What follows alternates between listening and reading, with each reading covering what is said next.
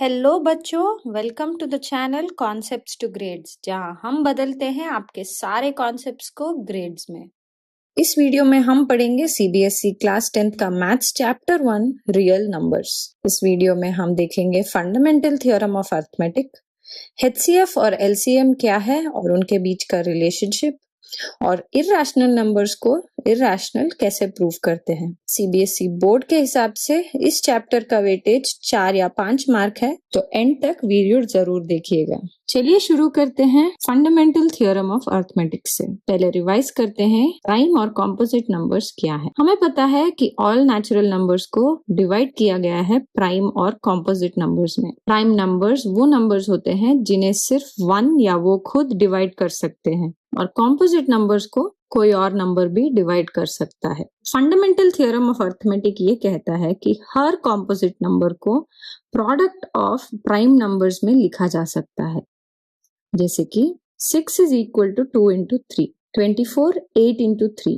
8 prime number नहीं है, पर उसे और एक्सपैंड करके 2 into 2 into 2 into 3 लिखा जा सकता है, और ये 2 into 2 into 2 को 2 power 3 लिख के 2 power 3 into 3 लिखा जा सकता है। सिमिलरली 324 को इस तरह से प्राइम नंबर्स के साथ रिपीटेडली डिवाइड करते until we get 1, जिसे हम प्राइम फैक्टराइजेशन कहते हैं, उसकी मदद से उसे लिखा जा सकता है 2 power 2 into 3 power 4। तो हर नंबर को ऐसे प्राइम नंबर्स के फॉर्म में एक्सप्रेस करने को हम प्राइम फैक्टराइजेशन कहते हैं, और इसे कर पाने का theorem fundamental theorem of arithmetic है। इस थ्योरम के मदद से हम एचसीएफ और एलसीएम जैसे कॉन्सेप्ट्स को कर सकते हैं। चलिए समझते हैं हाईएस्ट कॉमन फैक्टर या एचसीएफ मतलब क्या है। मानिए आपके पास 6 चॉकलेट है और 9 एप्पल है, तो इसे हम ग्रुप्स में कैसे डिवाइड करें ताकि हर ग्रुप के पास सेम नंबर ऑफ चॉकलेट्स और एप्पल्स हो, और ऐसे कितने ग्रुप्स बन सकते। ये सवाल अगर हम थोड़ा कोशिश करेंगे तो हमें पता चलेगा कि हम 3 ग्रुप बना सकते हैं। 2 चॉकलेट है और 3 एप्पल है। तो चीजों को ऐसे ग्रुप में इक्वली स्प्लिट करने के लिए हम हाईएस्ट कॉमन फैक्टर का इस्तेमाल करते हैं। हाईएस्ट कॉमन फैक्टर मतलब द बिगेस्ट नंबर जो दोनों नंबर को एग्जैक्टली डिवाइड करे। जैसे कि अभी हमने देखा 6 जिसके फैक्टर्स है 1 2 और 3, और देखा 9 जिसके फैक्टर्स है 3। तो इन दोनों में कॉमन है 3 और वही सबसे ग्रेटेस्ट है, तो उसे हम एचसीएफ कहते हैं। इसीलिए हमारे पास 3 ग्रुप्स बने थे। एक और एग्जांपल देखते हैं 16 और 24। 16 1 2 और 4। 24 के फैक्टर्स है 1 2 3 4 और 6। इसमें कॉमन फैक्टर है 4 और वही सबसे ज्यादा हाईएस्ट है। तो एचसीएफ हमेशा जब मैक्सिमम इक्वल ग्रुपिंग करना है, चीजों को इक्वली डिवाइड या स्प्लिट करना है और आपको मैक्सिमम ग्रुप्स की जरूरत है, तब हम एचसीएफ का इस्तेमाल करते हैं। चलिए समझते हैं एलसीएम मतलब क्या, which is least common multiple. मानिए आपके पास 2 बेल्स हैं। एक बेल है जो हर 12 मिनट पे रिंग होता है, और दूसरा बेल है जो हर 14 मिनट पे रिंग होता है। तो ये दोनों बेल एक साथ कब रिंग होंगे? तो जब हम चाहते हैं कि 2 चीजें एक साथ साइमल्टेनियसली वापस हो, तब हम एलसीएम का यूज करते हैं। एलसीएम मतलब least common multiple. Smallest number जो दोनों एक साथ पहुंच सके उसे हम एलसीएम कहते हैं। तो 14 और 12 को साइमल्टेनियसली डिवाइड करेंगे प्राइम नंबर्स से, और उन सभी प्राइम नंबर्स को मल्टीप्लाई करने पे हमें मिलता है उसका एलसीएम जो है 84, जिसका मतलब है बेल्स साइमल्टेनियसली 84 मिनट्स के बाद रिंग होंगे। तो एलसीएम तब यूज करना है जब हम चाहते हैं कि थिंग्स साइमल्टेनियसली वापस हो, चीजें एक साथ हो और हर नंबर उस चीज को एक साथ पहुंचे, तब हम एलसीएम का यूज करते हैं। चलिए देखते हैं एचसीएफ और एलसीएम के बीच में क्या रिलेशनशिप है। Into HCF into LCM is equal to product of the 2 numbers, यानी एचसीएफ और एलसीएम को मल्टीप्लाई करने पे इट इज इक्वल टू उन दोनों नंबर्स का प्रोडक्ट। चलिए इसको एक एग्जांपल से देखते हैं। 12 और 18 के फैक्टर्स लिख के और उनका ग्रेटेस्ट फैक्टर कॉमन वाला फाइंड करने पे हमें मिलता है HCF इक्वल्स टू 6 और उसे साइमल्टेनियसली डिवाइड करके फैक्टर्स को मल्टीप्लाई करने से हमें मिलता है 36 जो उसका LCM है। तो 6 इंटू 36 जो कि HCF इंटू LCM है is also equals to 216 और 12 into 18 भी 216 है। Hence prove हो गया कि LCM और HCF को मल्टीप्लाई करने से product of the two numbers भी सेम आंसर्स देते हैं। चलिए सॉल्व करते हैं कुछ प्रायर ईयर बोर्ड क्वेश्चंस इस चैप्टर से ताकि ये चैप्टर हमें और इजीली समझ में आए। पहला question, for what value of n 2 power n and 5 power n and with 5। तो यहाँ पे हम लोग एक्सपोनेंट्स का ये लॉजिक यूज करेंगे कि a power p into b power p is equal to ab power p, 2 power n into 5 power n is equal to 10 power n।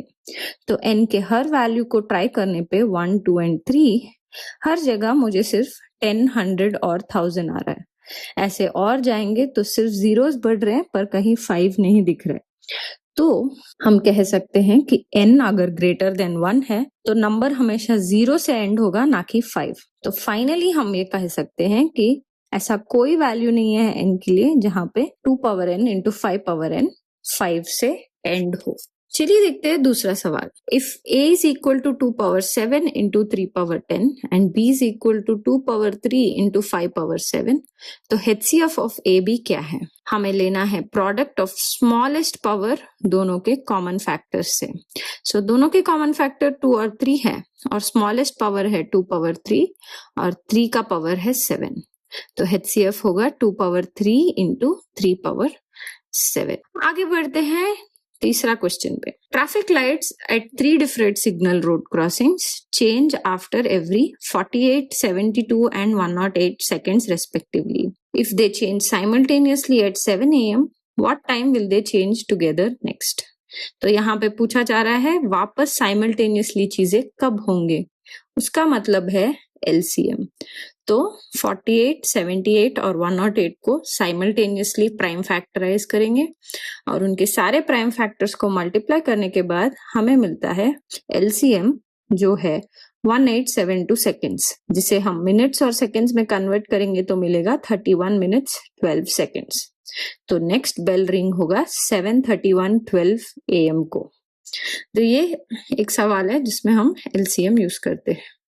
आगे के 2 सवाल थोड़े ट्रिकी हैं तो चलिए उनको ध्यान से समझते हैं। In a teacher's workshop, number of teachers teaching French, Hindi, English are 48, 80 and 144 respectively. Find the minimum number of rooms needed if in each room the same number of teachers are seated and all of them are of the same subject. यहाँ पे हमें minimum word से carry नहीं होना है, question को सही से समझना है। तो यहाँ पे है 48 फ्रेंच टीचर्स और 80 हिंदी टीचर्स और इंग्लिश टीचर्स जिन्हें हम डिवाइड कर रहे हैं रूम्स में। तो क्वेश्चन में पूछा गया है कितने रूम्स है, ना कि ईच रूम में कितने टीचर्स हैं। ये समझना है कि मिनिमम रूम्स अगर हमें चाहिए तो हर रूम में मैक्सिमम टीचर्स होना बहुत जरूरी है जो सेम सब्जेक्ट हो और सेम नंबर ऑफ टीचर हो। यहाँ पे हम क्या कर रहे हैं, चीजों को ग्रुप या स्प्लिट कर रहे हैं इक्वली।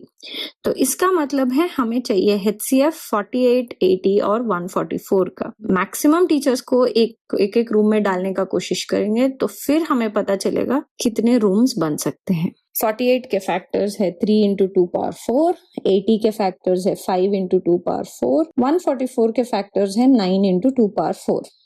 तो HCF बनता है 2 पावर 4 जो है 16। तो हर रूम में होंगे 16 टीचर्स। तो कितने रूम होंगे, क्योंकि 48 फ्रेंच टीचर्स है 48 by 16 3 रूम होंगे फ्रेंच के। हिंदी टीचर्स 80 by 16 तो 5 room. English teachers 144 by 16 so 9 rooms. So total number of rooms 3 + 5 + 9 is equal to 17 rooms total होंगे और वो ही मिनिमम नंबर ऑफ रूम्स हैं। चलिए देखते हैं next question. Find the greatest 3 digit number which is divisible by 18, 24 and 36। Again हमें greatest word से कैरी नहीं होना है, क्वेश्चन को समझना है। वी नीड अ नंबर जो डिविजिबल हो सके तीनों नंबर से एट द सेम टाइम।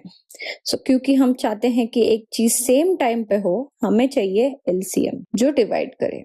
क्योंकि अगर एलसीएम लीस्ट है और हमें ग्रेटेस्ट चाहिए, मगर अगर कोई नंबर एलसीएम का डिविजिबल है तो एलसीएम का मल्टीपल भी डिविजिबल होगा। तो चलिए पहले एलसीएम निकालते हैं ताकि एक कॉमन नंबर हमें मिल सके। तो 18, 24 और 36 को साइमल्टेनियसली डिवाइड करने के बाद प्राइम नंबर्स को मल्टीप्लाई करके हमें मिलता है उनका एलसीएम 72। सारा मल्टीपल्स ऑफ 72 तीनों नंबर से डिविजिबल होगा। तो द ग्रेटेस्ट 3 डिजिट नंबर है 999 और उसे 72 से डिवाइड करने पे हमें मिलेगा 13.87। सो 72 into 13 which is 936 is the greatest 3 digit number जो ये तीनों नंबर से एक साथ डिवाइड हो सके। ये दोनों थोड़े ट्रिकी क्वेश्चंस हैं, पर यहाँ पे धीरे से समझने से बाद हमें पता चलेगा कि क्यों हमने एलसीएम लिया या एचसीएफ लिया। ये है कुछ क्वेश्चंस जो प्रीवियस ईयर बोर्ड क्वेश्चंस हैं। हमने जो एग्जांपल्स किए वो भी प्रीवियस ईयर बोर्ड क्वेश्चंस थे। तो इन सवालों को प्रैक्टिस करने से आपका स्पीड और एक्यूरेसी ज्यादा इंप्रूव होगा। ये क्वेश्चंस को जरूर ट्राई कीजिएगा और कमेंट कीजिए अगर आपको कहीं पे दिक्कत हुआ तो। 2 दिन के बाद मैं इन क्वेश्चंस के आंसर कमेंट सेक्शन में पोस्ट कर दूंगी। स्क्रीनशॉट लीजिए इस चीज को ताकि आप ये करना ना भूले। याद रखिए ये मैथ्स है, पढ़ने से ज्यादा करना इंपॉर्टेंट है। चलिए मूव ऑन होते हैं नेक्स्ट सेक्शन में, जिसमें हम देखते हैं रैशनल और इरैशनल नंबर्स। रैशनल नंबर्स वो नंबर्स होते हैं जिन्हें हम p by q के फॉर्म में रिप्रेजेंट कर सकते हैं, जहां q is not equal to 0। p by q यानी किसी भी नंबर को अगर हम एक फ्रैक्शन के रूप में लिख सकते हैं तो वो एक रैशनल नंबर है। इरैशनल नंबर्स वो नंबर्स होते हैं जिन्हें हम p by q के फॉर्म या फ्रैक्शन के तौर पे नहीं लिख सकते। चलिए देखते हैं स्टेप्स एक नंबर को इरैशनल प्रूव करने के लिए कैसे किया जाता है। First question, prove that root 2 is irrational. यहाँ पे साइड में स्टेप होगा, उस साइड में आंसर होगा। तो आप साइमल्टेनियसली सेम स्टेप्स हर क्वेश्चन के लिए यूज कर सकते हैं। पहला स्टेप, अज्यूम कि वो नंबर रैशनल है और उसे p by q के फॉर्म में लिखा जा सकता है, और ये कंडीशन जरूर लिखिए कि q is not equal to 0 and p and q are coprime numbers. तो पहले रूट 2 को रैशनल अज्यूम किया जाएगा और उसे रिप्रेजेंट करेंगे हम p equals to p by q along with the condition। Second step है दोनों साइड्स को स्क्वायर कीजिए। स्क्वायर करने के बाद हमें मिलता है 2q square equals to p square. फिर हमें प्रूव करना है कि p और q के बाकी फैक्टर्स है और वो दोनों को प्राइम नंबर्स नहीं है। तो कैसे प्रूव करेंगे? 2q square equals to p square मतलब 2p स्क्वायर को डिवाइड कर सकता है। अगर 2p स्क्वायर को डिवाइड कर सकता है तो p को भी डिवाइड कर सकता है। इसका मतलब p को मैं 2m के तौर पे लिख सकता हूँ। तो उसको सब्स्टिट्यूट करके मैं वापस सॉल्व करके I can write q square equals to 2m square.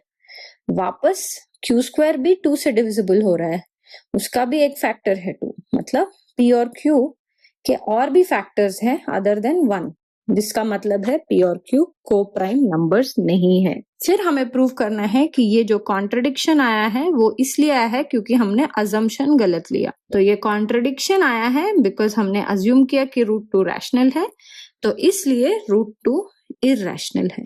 इस मदद से हम प्रूव करेंगे एक नंबर को इरैशनल। हमने 9th क्लास में देखा कि अगर कोई नंबर रैशनल नंबर को इरैशनल नंबर से ऐड या सब्ट्रैक्ट किया जाए तो भी वो आंसर इरैशनल होता है।